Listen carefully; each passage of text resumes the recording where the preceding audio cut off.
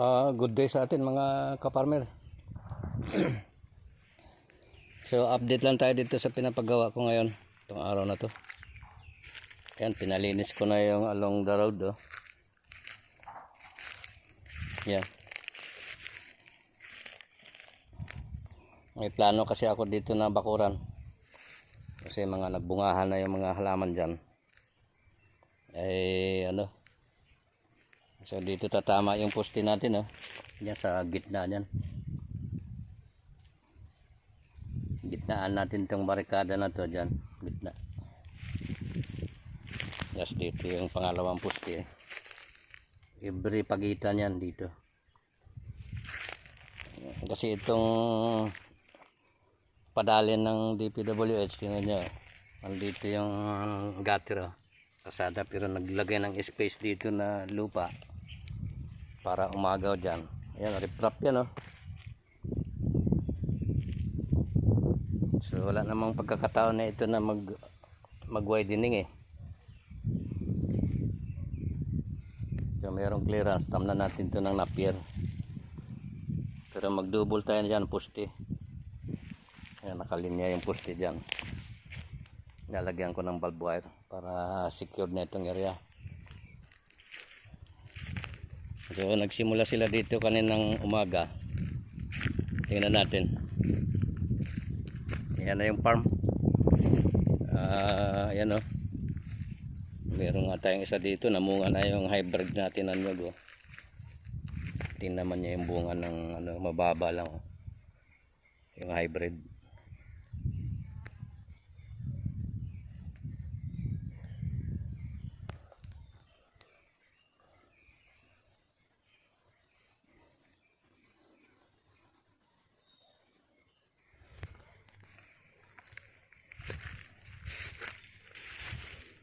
Yan ang bunga ng hybrid kapal ng bunga. So yan, bye-bye natin doon. Mahaba to, almost ito. Nasa mga 250 meters. Tingnan natin kung hanggang saan na sila. Yan yung along the road. Sukal kasi. So kailangan natin gumawa dyan ng parang hindi na sila makapasok dyan. Yan yung mga napier papalipat ko dito. Magiging double bakod siya. May napier saka yung bakod dyan sa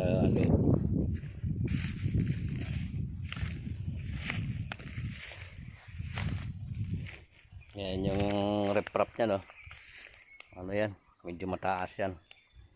Pero pwede pa rin papasok yung dyan, yung magnanakaw para makakuha ng kung ano mang meron dyan sa loob. Yan, tingnan natin.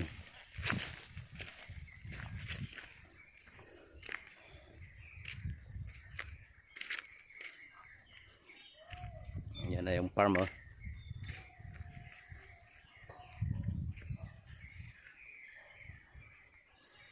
So ayan.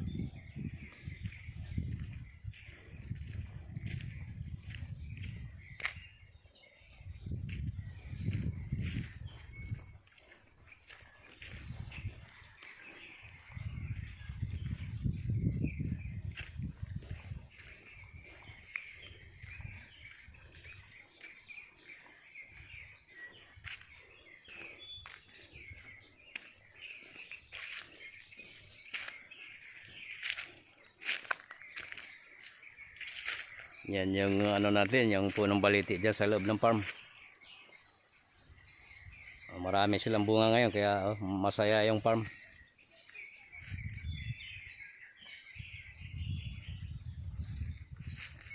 Pinagbabawal ko pati yung pagpamamaril dyan ng ibon.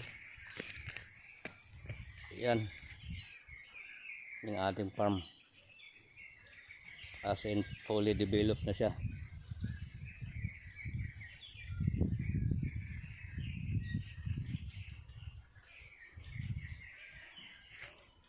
So gagawa na tayo talaga ng bakod dito. Yan, bawat barikada niyan may poste dito. sa gitna. Bali 2 meters ang pagitan. Lalagyan natin ng barbed wire. Tingnan pa natin dito.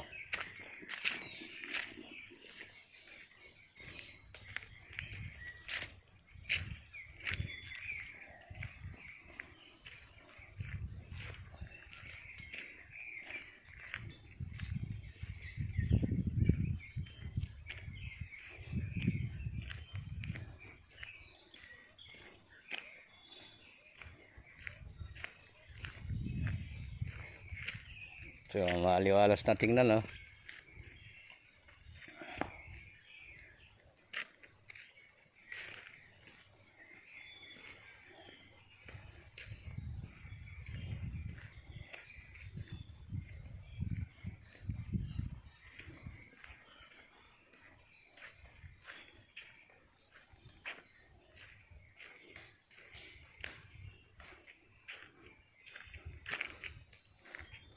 Dito ko pinarada yung service ko. Tingnan natin. So halos mayayari pala ng mga ito. Kaunti na lang matira bukas nito. Andito na sila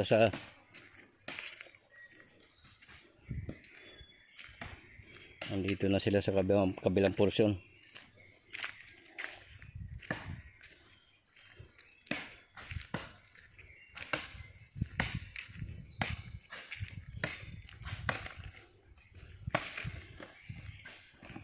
Yan, ano na yan doon. Makitid na yan doon. Pagdating niya doon, makitid na yan. So, sila po yung yung kinuha ako na tauhan para dito. Sila yung binigyan ko ng assignment dito.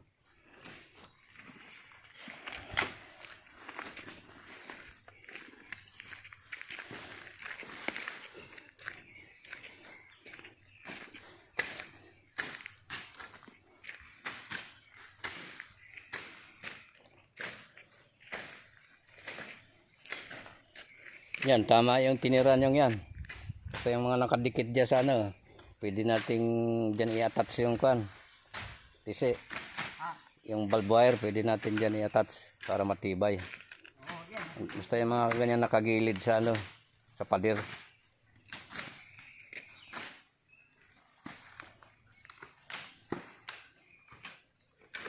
Okay mga kaparmer, maraming salamat sa atin at God bless sa atin lahat. Ito lang yung konting yung update lang natin dito sa yung ating farm activities. Maraming salamat po sa atin lahat.